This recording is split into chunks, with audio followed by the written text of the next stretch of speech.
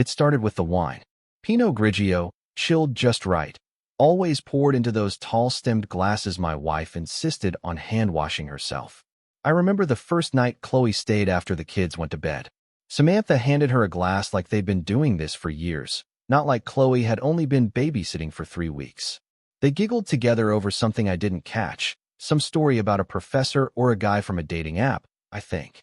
I was finishing up a project on my laptop, but I watched the way Samantha leaned in, her hand brushing Chloe's forearm as she laughed. It was subtle, easy to overlook, but I noticed it. Of course I did.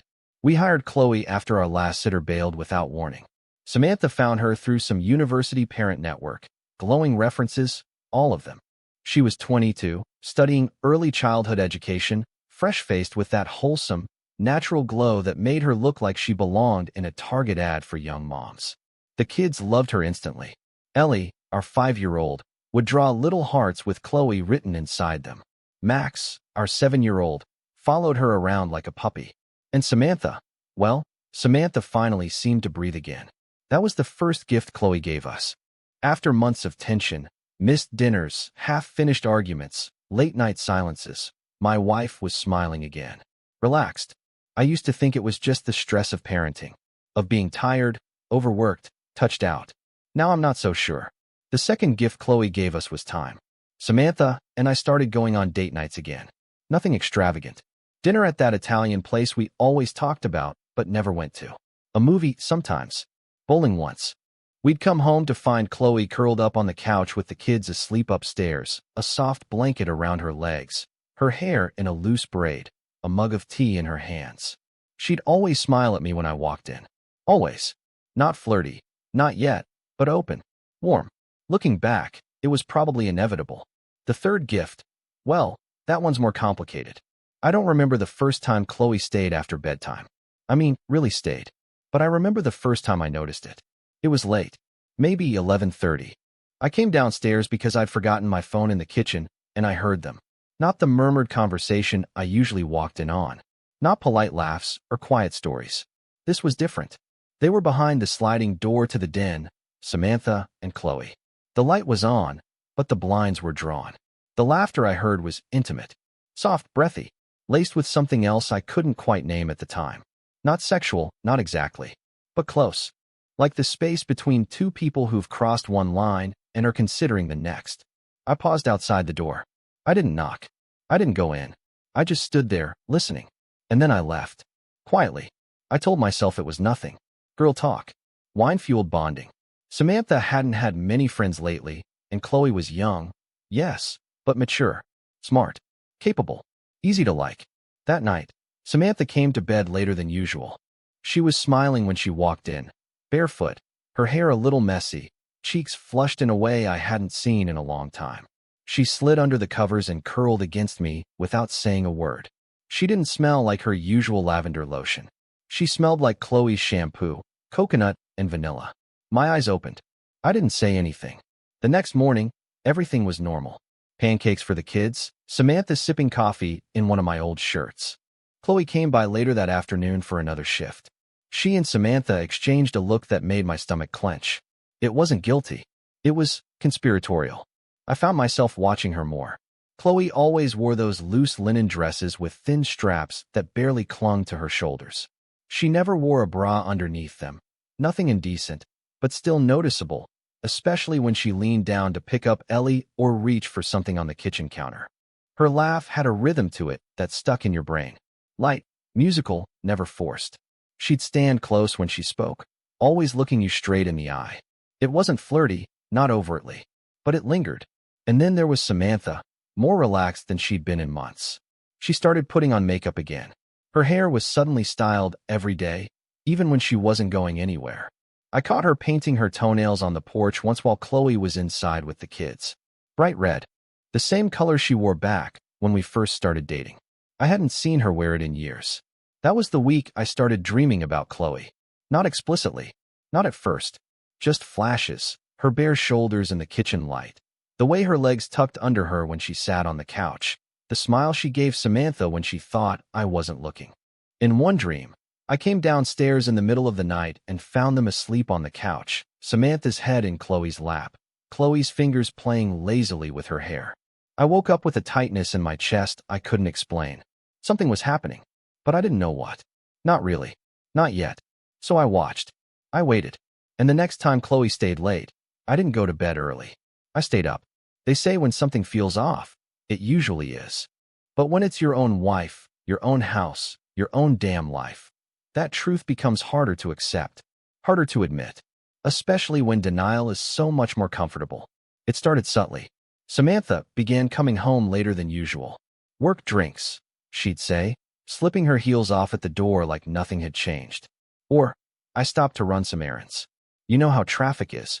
Sometimes she wouldn't even say anything at all, just disappear upstairs to shower, like her absence didn't deserve explanation. But I paid attention. I started marking the time. Monday, Chloe arrived at 3 p.m. Samantha left at 3:45 and didn't return until after 9. Wednesday, Chloe again. Samantha's car was still gone when I put the kids to bed. Friday, same story. Chloe was in the house longer than she needed to be, and Samantha was nowhere to be found. I didn't know what I was looking for yet, just that something was wrong. Chloe's name kept showing up on the whiteboard calendar in the kitchen, always scheduled for longer shifts. 2 hours here, 3 hours there. Odd timing too. Some days right after lunch, other times around dinner. And the strangest part? Samantha didn't even try to hide it. You don't mind if Chloe covers again Thursday, do you? She asked one night while folding towels on the bed. I might have a thing at the gallery. Not sure how long it'll run. What kind of thing? She shrugged. Just networking. Boring. You wouldn't want to come. She didn't look up from the towel in her hands. I nodded, but my eyes didn't leave her face. She was lying, but not nervously. It was casual. Practiced. I started keeping notes. Quietly, on my phone. Just dates, times. Where Samantha said she was. Whether Chloe had been there. It felt obsessive. It felt paranoid. But it also felt like the only thing keeping me sane. Then came the Thursday. That Thursday. I was supposed to work late, client meetings back to back. But a cancellation opened up my afternoon, so I left early. I didn't text. Didn't call. I wanted to see what networking looked like at 5:15 p.m. on a Thursday. When I pulled into the driveway, Chloe's car was already there. Samantha's too. Strange. I stepped inside as quietly as I could. The house was still. No cartoons, no sounds from the kitchen. Just the low hum of conversation, muffled by the walls. It was coming from the living room. I moved down the hallway slowly, careful not to let the floorboards creak. And then I saw her. Chloe. Standing by the fireplace, her face flushed, lips parted slightly like she'd just been laughing or kissed. Her hair was a little messy, like she'd pulled it down from a bun. She had no shoes on. She jumped when she saw me. Oh, hey, you're home early. Behind her, Samantha stepped into view. She was wearing a robe. Not the thick, comfy kind you throw on after a shower.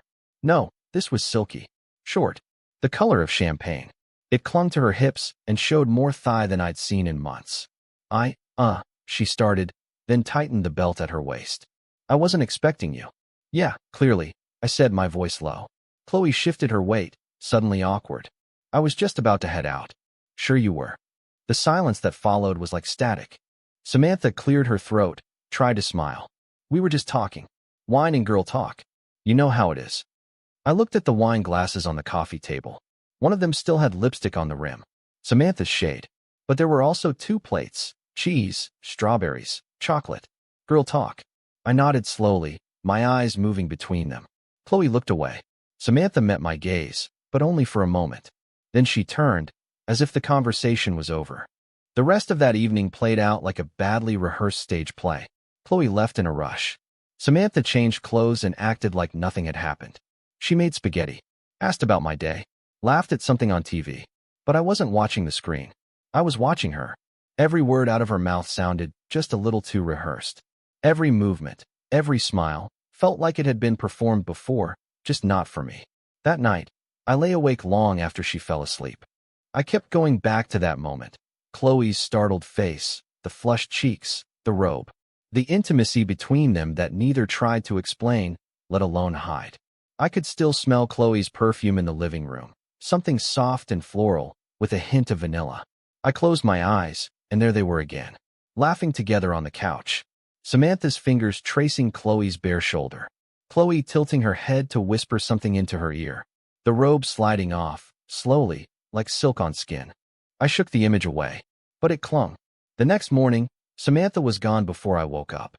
No note, no coffee, no text, just an empty mug on the counter, and Chloe's car pulling into the driveway right on cue. She came in like she always did, smiling, chipper, effortlessly charming.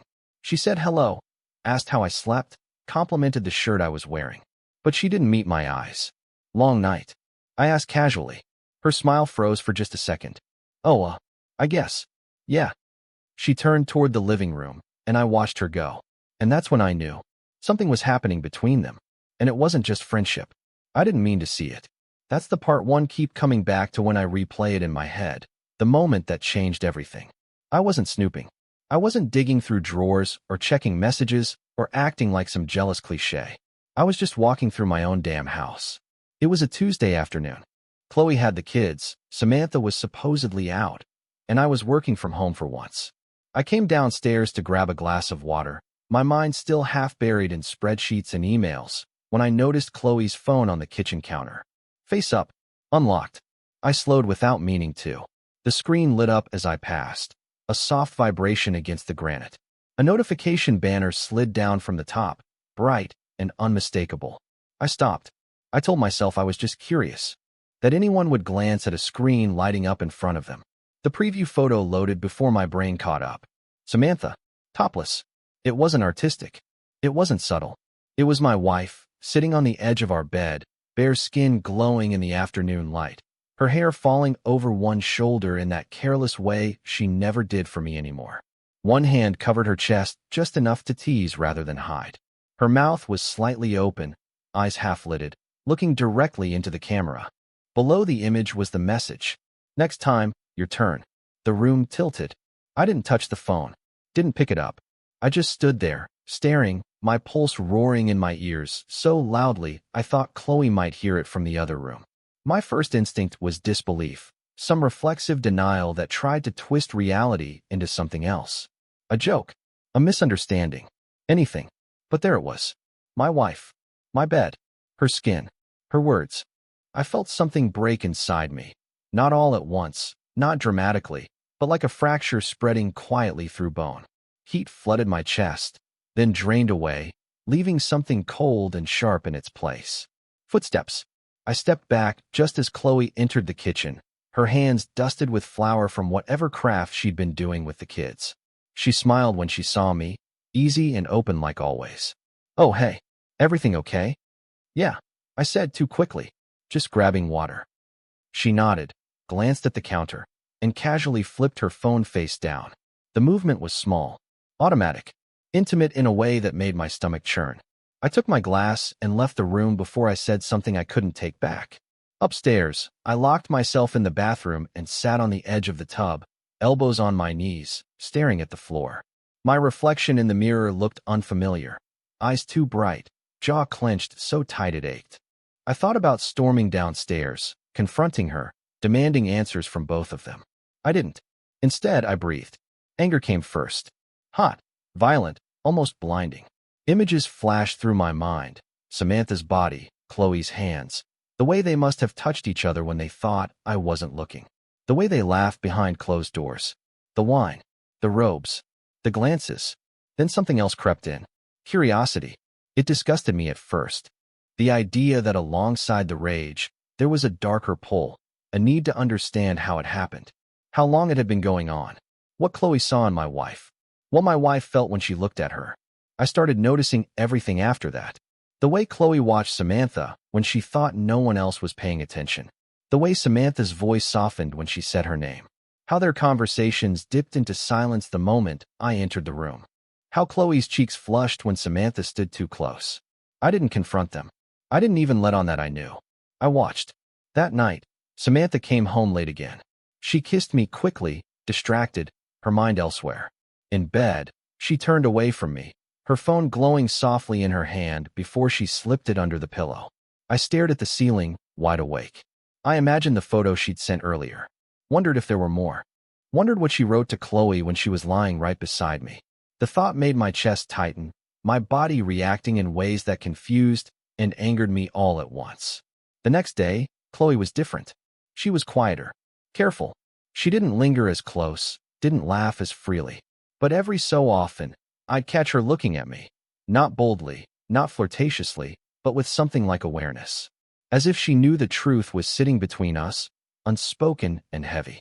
Once, when she handed me a mug of coffee, our fingers brushed. It was nothing, accidental. But the contact sent a jolt through me, sharp and unexpected. She looked up quickly, eyes widening just a fraction before she pulled her hand back. For a moment, neither of us spoke. "I should get back to the kids," she said softly. I watched her walk away, my heart pounding. That night, I made a decision. I wasn't going to confront them. Not yet. Explosions were easy. They were clean in their own way. But I wanted clarity. Control. I wanted to see how deep this went, how far they'd already crossed the line. And somewhere in the quiet, twisted corner of my mind, another question began to form, one I wasn't ready to answer yet. What would happen if I didn't stop it? What would happen if I let it unfold and simply watched? I turned onto my side and closed my eyes, Samantha's breathing steady beside me. Chloe's message burned into my memory like a brand. The truth was out now, and there was no going back. At first, all I wanted was revenge. The image of Samantha on Chloe's phone replayed in my mind like a slow loop. Topless, smirking, seductive. That message underneath it, "Next time, your turn." It wasn't just a betrayal. It was taunting, intimate in a way I hadn't seen from her in years. I couldn't stop picturing how it must have unfolded. The wine, the couch, fingers brushing skin. My wife sighing in someone else's arms. Someone half her age. Rage was easy in those first few days. It burned clean, hot, and useful. I'd think about confronting them, about pulling Chloe aside and saying, "You're fired." About waking Samantha up in the middle of the night and holding her phone in front of her face like a mirror to her guilt. But I didn't. Instead, I started thinking. What bothered me most, beyond the lying, beyond the secrecy, was that they had excluded me. Like I was some oblivious husband in a sitcom. Like my role was to stay quiet, pick up the kids, and smile politely while my wife explored new frontiers without so much as a discussion. But what if I didn't stay quiet? What if I turned the game around? The idea started slowly. A curiosity at first. Harmless. I began to talk to Chloe more, not in any overt way, not in some cartoonish come on, but subtly. Just enough. A compliment here. A well-placed joke there. I asked questions I hadn't before. About her classes, her plans after graduation, her hobbies, her taste in music, in wine, in people. She responded, cautiously at first, then with that same effortless warmth she gave everyone. Samantha didn't seem to notice. Or maybe she didn't care. Maybe that stung more than anything. That Friday night, Samantha was getting ready for one of her now-frequent gallery events. She stood at the vanity mirror, slipping earrings into her ears while Chloe sat on the bed with Ellie, braiding her hair and telling her a story about princesses and dragons. I watched the way Samantha caught Chloe's eye in the mirror, just a flicker, a glance. There was something charged in it. Familiar. I stepped into the room. "Chloe, you staying late tonight?" She looked up quickly. "If that's okay." Samantha turned slightly, her smile easy. "You don't mind, do you? I might not be home till late." "Of course," I said. Always happy to have Chloe around.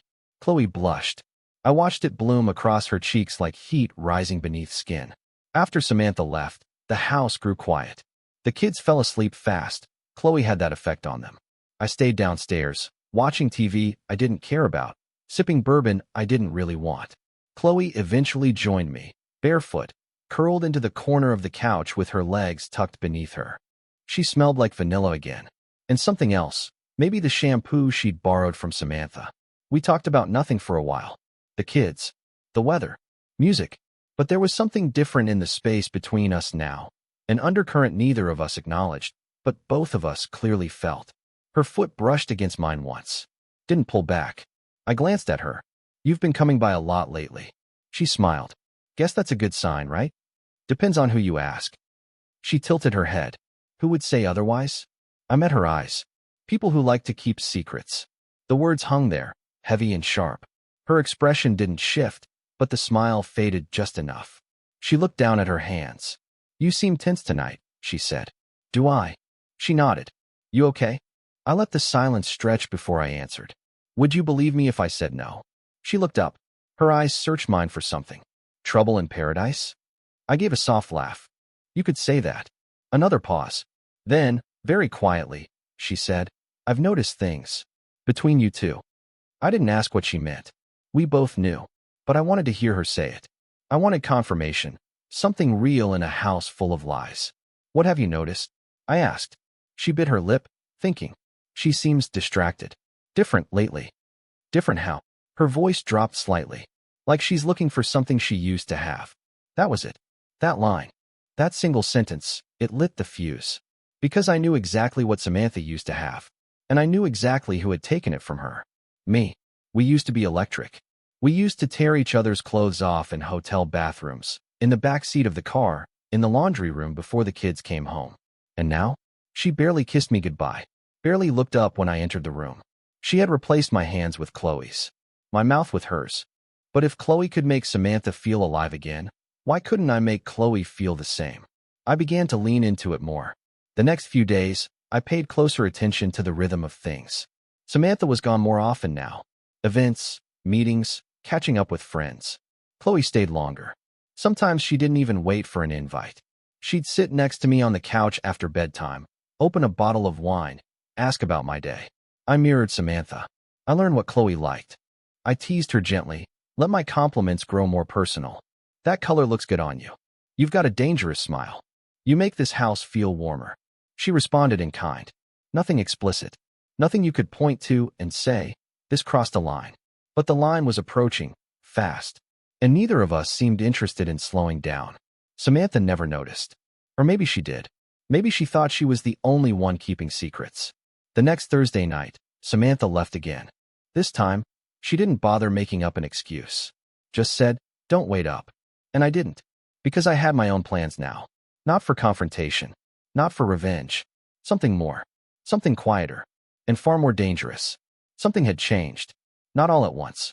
Not in some grand, cinematic moment. But in pieces, small, almost imperceptible shifts in the way Chloe looked at me. The way she paused a second longer when I spoke. The way her body leaned in when we were close. The way she lingered at the doorway after saying goodnight, like she was waiting for me to say something, do something. It was subtle, but I noticed. It began the following week. Samantha was out again, her new habit of disappearing into vague plans, no longer even trying for believability. She kissed me on the cheek on her way out the door, wearing perfume she hadn't worn in years, a dress that wasn't for me, and no bra under it. I watched her go, wondering if she ever once felt guilty walking out like that. If she knew I could taste the lie before she even opened her mouth. Chloe arrived right on time. She brought homemade muffins for the kids, banana chocolate chip, still warm. Max devoured 2 before dinner, and Ellie insisted on saving one under her pillow like it was treasure. Chloe laughed, that same effortless laugh that always managed to uncoil something tight inside me.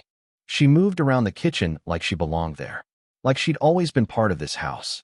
That night, after the kids were down, I was flipping through Netflix without watching anything, just letting the screen scroll endlessly. Chloe came in quietly, a glass of wine in one hand, a soft blanket draped over her arm. No plans tonight? I asked. She smiled. Just this. She gestured at the couch. It's been a long week. I nodded, and she settled next to me. Not far, not close. Just enough. I noticed she had changed into something more comfortable. A loose sweater that fell off one shoulder, shorts barely visible beneath it. Her legs were bare, curled beneath her on the cushion. Her hair was still damp from a shower. I couldn't stop looking at her. And she knew. We talked about small things at first. Her professors. Her childhood. She told me a story about a failed camping trip and how her mom once left a raccoon in the back of the minivan for 3 hours without realizing it. I laughed, really laughed, for the first time in what felt like months. And then the conversation shifted.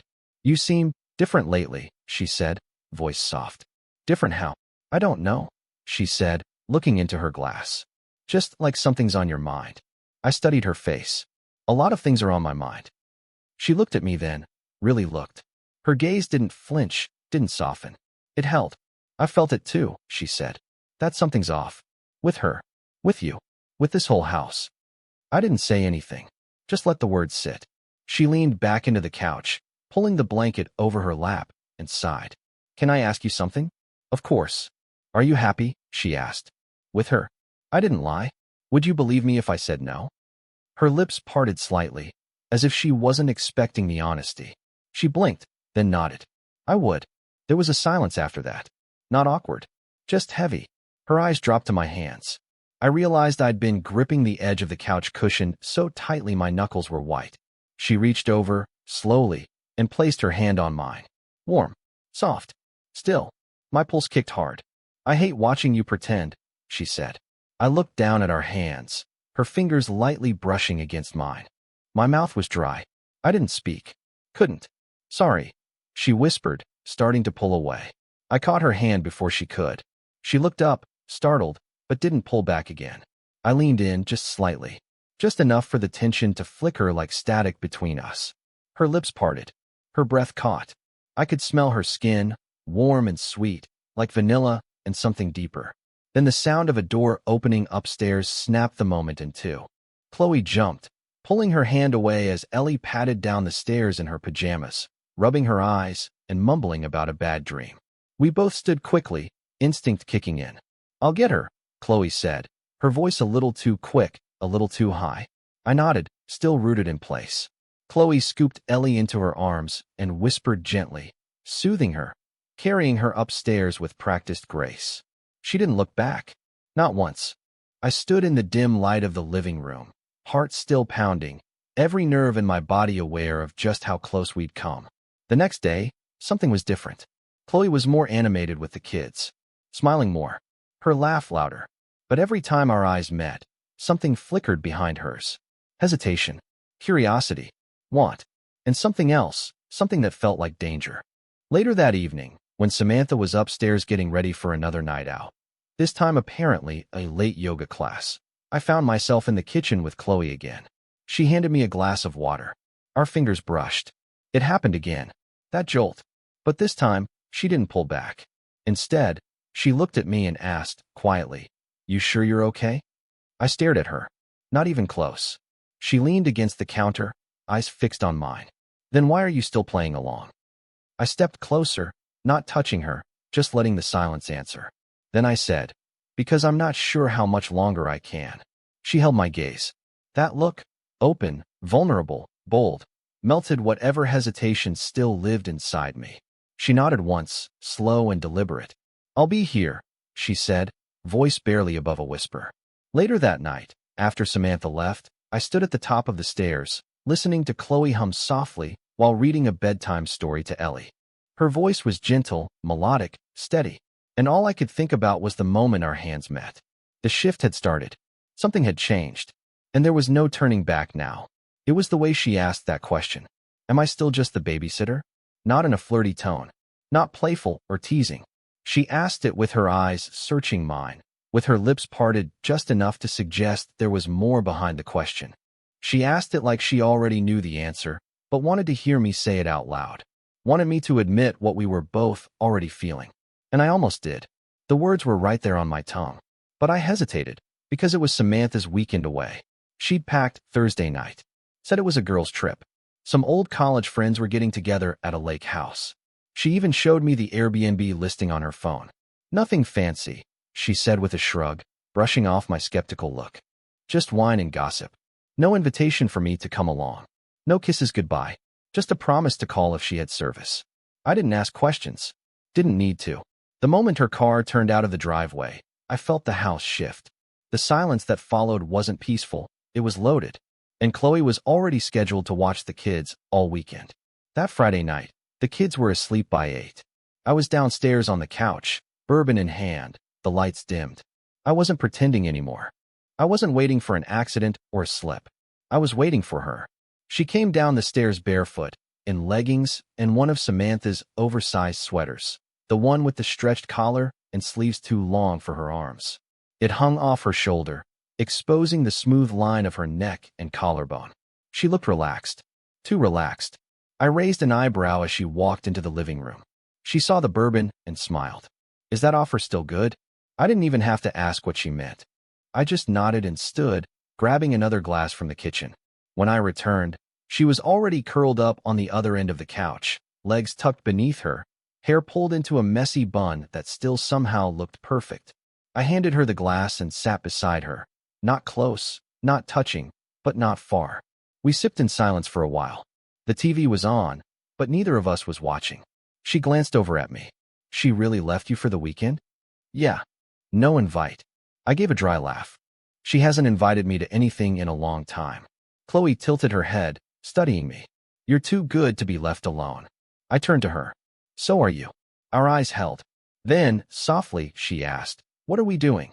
I knew what she meant. I set my glass down slowly. Do you want the honest answer? She nodded once. I think, I said carefully, we're standing on the edge of something, and neither of us is pulling back. She looked down, her thumb running along the rim of her glass. What happens if we fall? My voice was quiet. I don't think I'd regret it. Her breath hitched just slightly. Then she asked the question, am I still just the babysitter? I stared at her for a long moment, letting the question settle. Then I leaned in. Slow. Deliberate. No, I said, my voice low. You're not. She didn't move away. In fact, she closed the space between us. Our lips touched, barely at first. Soft. Tentative. But the second she kissed me back, something snapped loose inside me. I reached for her, cupping her jaw, and her hand slid into my shirt. The kiss deepened. Desperate. Hungry. All the tension, all the stolen glances and brushes of fingers. It poured out of us like a dam breaking. Her body moved over mine like it had been there 100 times before. Natural. Like we'd been waiting for this moment from the start. We didn't make it to the bedroom. The couch was enough. The way her body arched under mine, the way she gasped my name, the way she clutched me like I was something she didn't want to lose. It wasn't like anything I'd had with Samantha in years. Maybe ever. And when it was over, when the storm settled and the room was quiet again, she curled against me with a contented sigh, her fingers tracing lazy circles across my chest. Neither of us said anything for a while. There was no awkwardness, no guilt, just silence. Then she whispered, that was... Yeah, I said. It was. She propped herself up on one elbow, looking down at me. What now? I brushed a strand of hair from her face. We don't tell anyone. Not even her. I gave a quiet laugh. Especially not her. She nodded slowly. Okay. But I could tell something in her had shifted, too. There was no more pretending. No more hovering on the edge. We'd stepped across the line. I watched her get dressed in the soft lamplight, pulling the sweater back over her bare skin, smoothing her hair. She caught me watching her and smiled. I should go before I fall asleep here. You can stay if you want, I said, surprising even myself. She hesitated, then shook her head. Not tonight. She leaned down and kissed me again, slower this time. Deeper, like a promise. And then she left. I lay there in the aftermath, heart still pounding, wondering how everything had changed so fast. The air still smelled like her. My skin still burned where she'd touched me. I wasn't thinking about Samantha.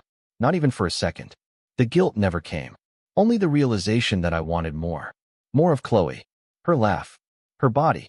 Her eyes locked on mine like I was the only person in the world. And now that I'd had her, now that the fantasy had become something real, I knew I wasn't going to stop. We weren't done. Not even close. The next morning, the house was too quiet. I woke up on the couch, the throw blanket barely covering me, Chloe's scent still clinging faintly to the fabric. The sun filtered in through the blinds, pale and indifferent, as if the night before hadn't happened, as if nothing had changed. But everything had. I sat up slowly, the ache in my muscles a reminder of just how far things had gone. How far I had gone. The echo of her moans still lived in my ears. The taste of her still ghosted my lips. My skin still buzzed with where she touched me. And the worst part? I didn't feel guilty. Not in the way I thought I would. Not in the way people talk about in stories, with shame washing over them like a cleansing tide. No, what I felt was power.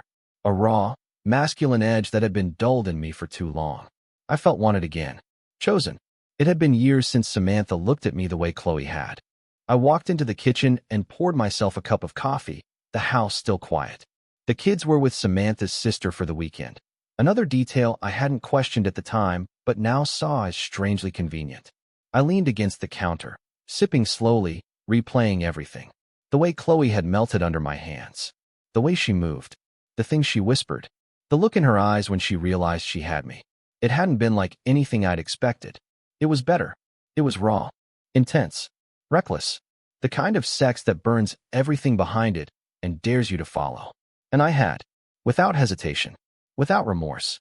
And the moment it ended, the way she curled into me like I was her anchor, that stayed with me more than anything else. I'd had sex with Samantha 1,000 times. But never like that. Never like it was survival. I didn't hear from Chloe that day. Not a text. Not a call. Not a flirty meme or a slime message. And it was maddening. I didn't want to push. I knew enough not to chase her down. But still, after a night like that, the silence was deafening. Part of me wondered if she regretted it. If she was giving me space because she thought I needed it. But I didn't need space. I needed her. The next evening, just as the sun dipped behind the rooftops, my phone buzzed. Chloe, need a distraction? 3 words. That was all it took. I texted back immediately. You know where to find me. No emojis. No games. 20 minutes later, the doorbell rang. I opened it to find her standing there in a hoodie and jeans. No makeup, hair in a ponytail, and somehow she looked even better than the night before. Her eyes were bright, playful, bold. Hi, she said. Hey. Neither of us moved. Then she stepped forward and pushed the door closed behind her without breaking eye contact. Her fingers slid up the front of my shirt. I couldn't stop thinking about it, she whispered. Me either. She kissed me before I could say anything else. This time, we made it upstairs. Into the bed I used to share with Samantha.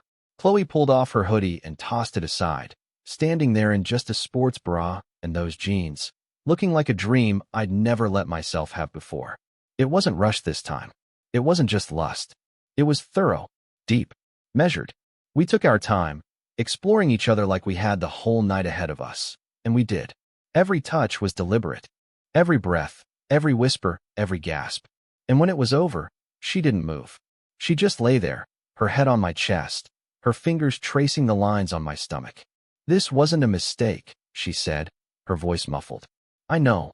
I liked it more than I liked it with her. That surprised me. I looked down at her. You? She nodded slowly. Samantha? It was fun. It was new. But it wasn't this. Something tight and possessive curled in my chest. I didn't expect that. I didn't expect to want to hear it, but I did. What was it? I asked. She looked up at me. It was a distraction. You were the real thing. I stared at the ceiling for a long moment, heart pounding harder than it should have. Chloe shifted, propping herself up on one elbow. What happens now? I turned my head to look at her. We don't talk about it. You want it to be a secret? For now. She studied me. Because of her? Because of everything. She nodded. Okay. But something in her face told me she wasn't entirely okay with that. She didn't push, but she wasn't done thinking about it, either. She stayed the night. And in the morning, she was even bolder, climbing on top of me before I was fully awake, her mouth at my neck, her fingers in my hair, her body hungry and fearless. That time was different again. Wilder. Riskier. It was beginning to feel less like a secret and more like a life. I walked her to the door as the sun rose, watching the way she smiled at me before slipping outside. Same time next week? She teased. I nodded, already missing the weight of her. And when I closed the door behind her, something struck me with such clarity it made me stop cold. I hadn't thought about Samantha once during the entire night. Not one memory. Not one question. Not one flicker of guilt. She didn't exist when Chloe was in my bed. And that scared me more than anything. Because I was starting to realize something. I didn't miss my wife. I missed who I used to be, with someone who actually wanted me. You don't notice the triangle until the weight starts shifting. At first, everything balanced. Chloe was still sleeping with Samantha. She was still babysitting the kids like nothing had changed. She'd still linger after bedtime and share wine with my wife while pretending to watch bad reality shows. She'd still flash me those secret smiles, brush her fingers against mine, sneak into my room when Samantha was gone.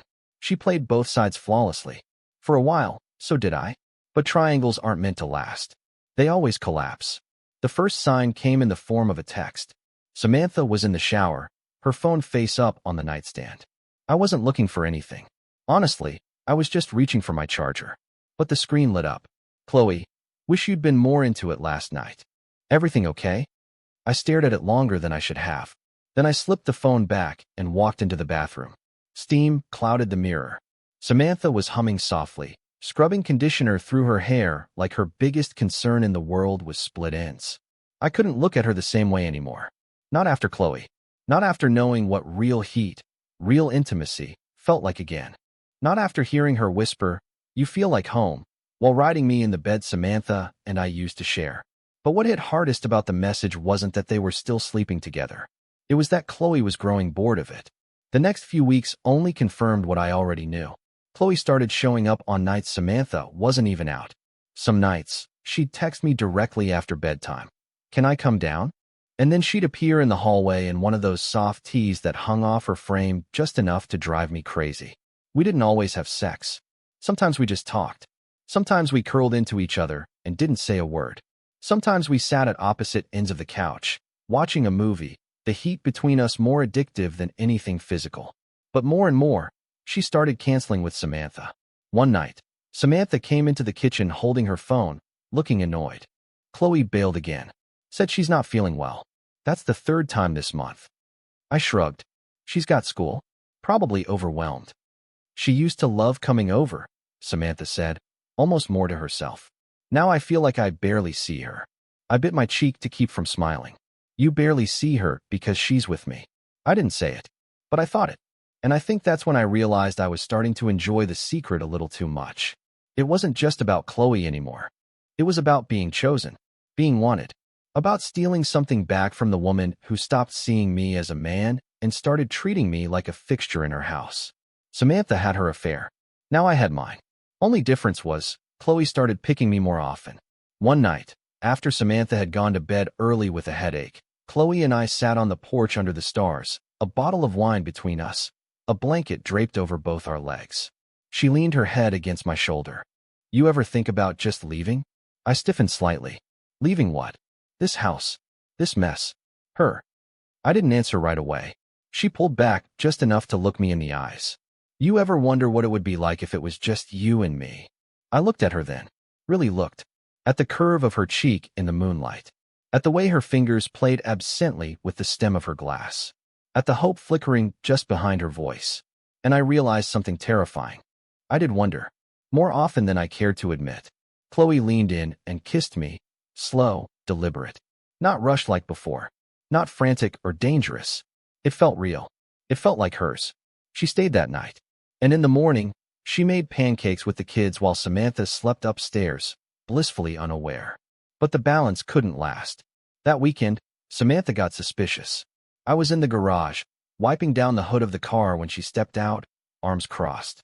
"She's pulling away," she said. I didn't look up. "Who?" "Chloe." I forced a casual shrug. "She's 22. She's got a life. She's not just the babysitter. You know that." I set the rag down slowly. "What are you saying?" Samantha hesitated. I feel like something's changed. "Between you and her." She nodded, eyes distant. She used to look at me like I was electric. Like I was something she couldn't believe she got close to. And now she looks at me like she's already gone. I didn't know what to say to that.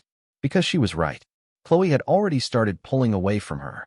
Emotionally, physically, sexually.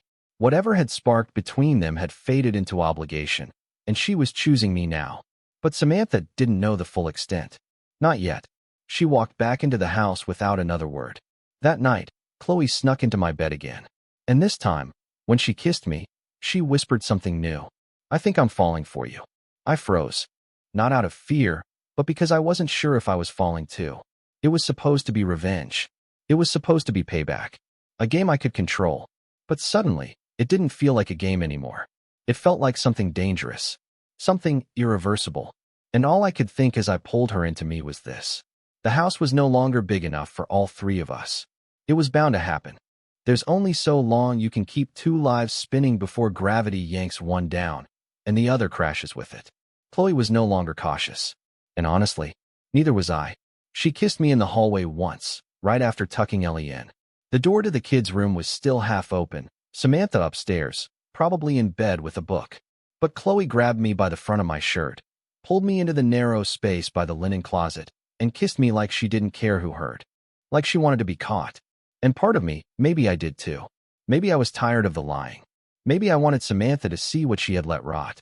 What she'd traded in for whispers and half-clothed secrets behind locked doors. Maybe I wanted to be the one who made her feel the cold sting of betrayal for once. But the way it actually happened? No one could have scripted that. It was a Saturday morning. Samantha was supposed to be out early, brunch with a friend downtown, something she hadn't even bothered explaining anymore. Chloe had stayed the night, and we both woke up late. The house was still. The kids were with their grandparents. Sunlight poured in through the blinds, casting slanted stripes across the sheets. We didn't rush. We never did anymore.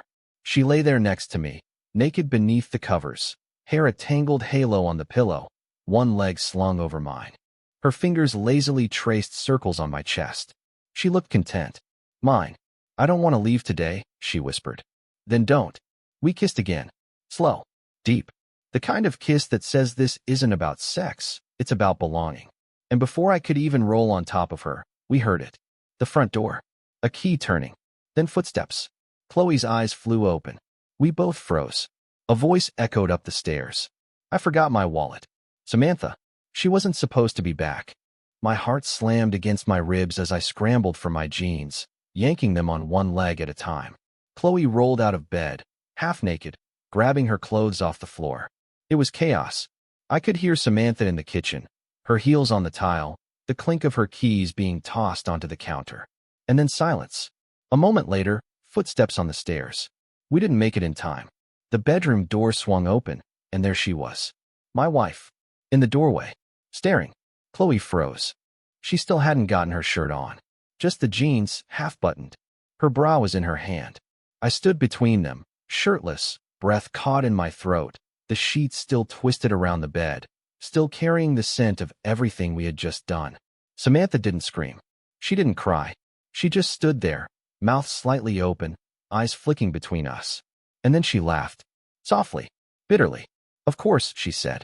Chloe stepped forward, tugging the shirt over her head quickly. Samantha. Don't. Her voice cracked like a whip. Don't you dare. I stayed quiet. There was nothing I could say. But Chloe? She didn't stay silent. I didn't mean for this to happen. Samantha looked at her, eyes narrowing. Bullshit. I wanted you. Chloe said quietly. You never chose me. Samantha's face twisted. I gave you everything. I let you into my house. My family. You used me. Chloe snapped, stepping closer now. You wanted something to make you feel alive again. I gave that to you. And when you got bored, you stopped looking at me like I mattered. You were the babysitter. No, Chloe said, shaking her head slowly. I was the one who stayed when you kept disappearing. The air in the room felt electric, charged and deadly. Samantha turned to me finally, eyes blazing. And you? I swallowed hard. I didn't plan this. No, she said, voice trembling. But you let it happen. You watched me fall for her and said nothing. What was I supposed to say? I snapped, emotion breaking through. You checked out a long time ago. You stopped seeing me as anything but a placeholder. Chloe saw me. Her lip curled. She played you. Maybe, I said. But at least she wanted me. The silence that followed was deafening. Samantha stared at me, chest rising and falling. I expected her to slap me, to scream, to throw something. She didn't. She just turned and walked out of the room. Down the stairs. Out the door. The slam shook the frame. Chloe sat down on the edge of the bed, still catching her breath. I didn't think it would happen like that, she whispered. Neither did I. She hates me. She hated you the moment you stopped being her secret. She looked at me, eyes wet now, voice small. Do you hate me? No. I walked over to her, placed a hand on her shoulder. She leaned into it. But something inside me had shifted again. We weren't in the shadows anymore. This wasn't a game now. It wasn't sex and secrets. This was fallout. We sat in silence for a while, both staring at the broken pieces around us. My marriage, her connection to Samantha, whatever line we thought we could balance on. And in that silence, I knew what was coming next. There was no going back. One of them would leave. And I had to decide who I was willing to follow. I spent the next 3 nights alone. No Chloe. No Samantha. Just me, an empty house, and too much silence. The kind that seeps into your bones and makes every sound feel louder than it should. The refrigerator hum. The distant buzz of the streetlights. The creak of stairs I wasn't climbing anymore. After Samantha walked out that morning, she didn't come back. She didn't call. She didn't text. The kids stayed at her sister's. Not a word from them either. It was like someone had taken a snapshot of my life and wiped everyone out but me. And maybe I deserved that. I sat at the kitchen table one night with an untouched drink in my hand, staring at the back door. I'd replayed the moment 100 times. Samantha in the doorway, Chloe half-dressed, the smell of sex still hanging in the air, her face frozen in that mask of shock and betrayal. Chloe's voice shaking. My own silence, heavier than any admission. The fallout wasn't violent, but it was final. There was no patching this. No apology would undo what we'd done. Samantha had left me with a choice. Her or Chloe. But the truth? That choice had already been made. She just hadn't seen it yet. It didn't come down to who was more attractive or who said the right things. It wasn't about lust, not anymore. It was about who made me feel like I mattered. Like I was seen. Like I was still a man, not just a husband. Not just a father. Not just someone to pass in the hallway and forget to kiss goodbye. Chloe made me feel real again. With her, I wasn't just existing, I was wanted. And Samantha? She had stopped choosing me long before Chloe ever showed up. She'd picked gallery openings over date nights. Work drinks over movie nights. Sleep over sex. Silence over conversation. And when Chloe came into our lives, she didn't just betray me. She didn't even hide it. She flaunted it. Paraded it behind closed doors like I was too blind to notice. She lit the match. I just learned how to burn too. On the 4th day, Samantha finally called. I didn't answer right away. I let it ring once, twice, almost 3 times. Then I picked up. Hello. There was a pause. I'm coming by, she said. When? Now. She hung up. I didn't move. 10 minutes later, she stepped into the house like she still lived there. Her eyes scanned the room, spotless, empty, cold. I stood near the kitchen island, arms crossed, watching her. She didn't wear her usual armor. No makeup, no jewelry, just a sweatshirt and jeans, her hair pulled back, like she hadn't slept in days. We need to talk, she said. I nodded. She didn't sit. She just stood there, arms at her sides. I can't forgive you. I didn't ask you to. But I need to understand it, she said, voice cracking. I need to understand why. I stared at her. Why did you cheat on me first? She blinked. That's not what I asked. But it's where this started. She looked away. Was it because I wasn't enough? I asked. She hesitated. No. It was because I was bored. Lonely. You were always tired. We stopped trying. So instead of talking to me, you let her into our bed? It wasn't about sex, she snapped. It was connection. And what I had with Chloe, was that just sex? Samantha's mouth opened, then closed. I didn't plan it, I said. But you never once checked in. You never asked why I looked tired. Or distant. You just stopped seeing me. She sank into the armchair, like her legs couldn't hold her up anymore. I thought I could have both, she whispered. You and her. But you stopped choosing me, I said. Long before she did. She looked at me, eyes glassy. So what now? I took a breath. I think we both know this marriage died a while ago. She nodded slowly. You want to be with her. I already am.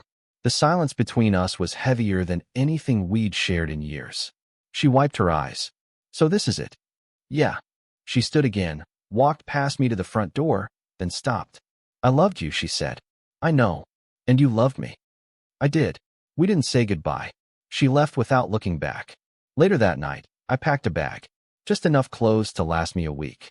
I didn't want to drag out the ending. I left a note for the kids, simple, reassuring.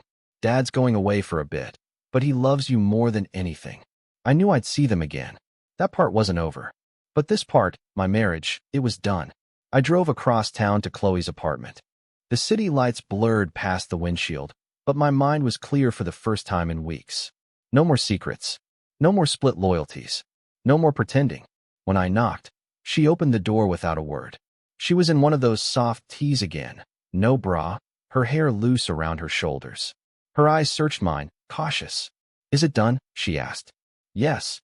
And you're sure? I've never been more sure of anything. She stepped aside, let me in. And when I set my bag down on her floor, she walked into my arms without hesitation. No words. No questions. Just warmth. She kissed me slowly, like she knew it wasn't a game anymore.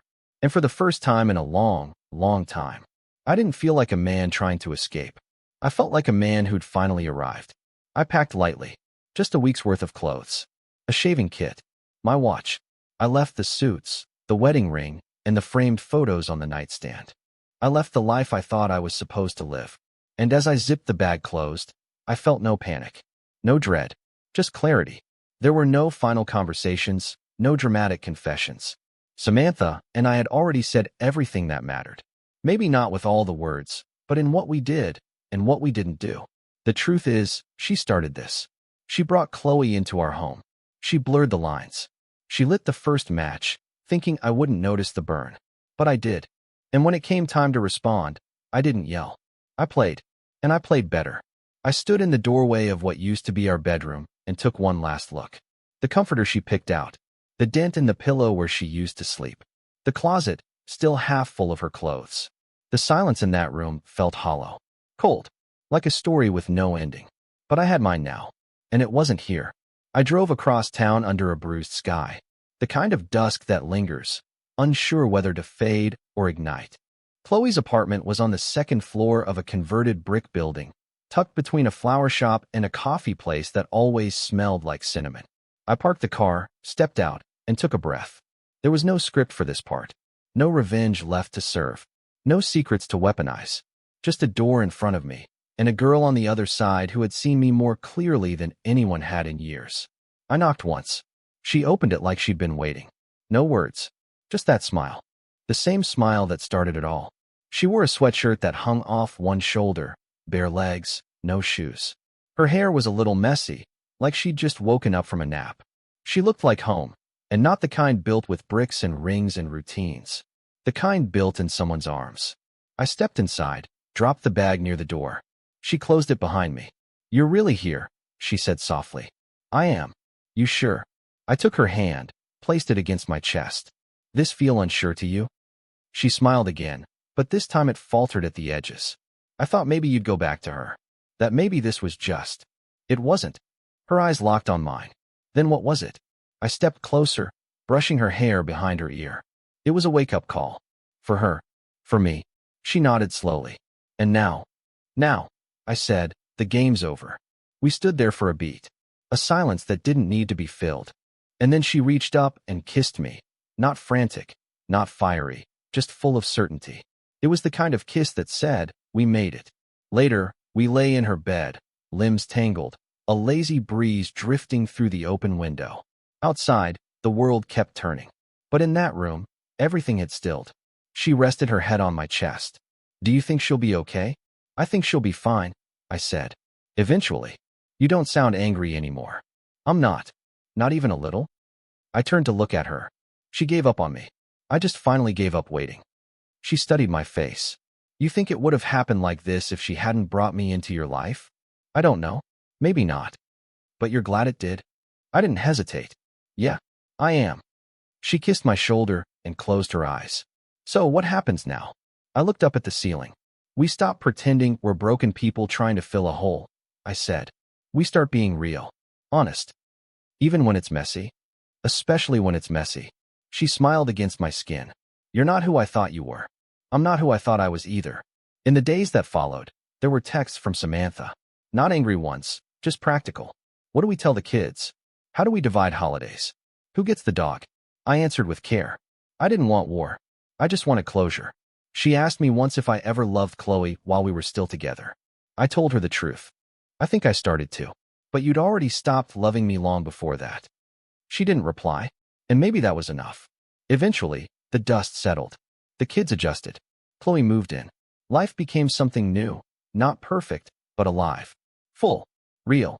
We had fights. We had make-up sex. We had laughter over burnt pancakes and arguments about who forgot to buy toilet paper. And through it all, she looked at me the same way she did that first night, like I was worth choosing. So no, I didn't win. This wasn't a contest. It was a reckoning. And when the pieces all fell, I stood where I wanted to be, next to the woman who saw me, and walked away from the one who didn't.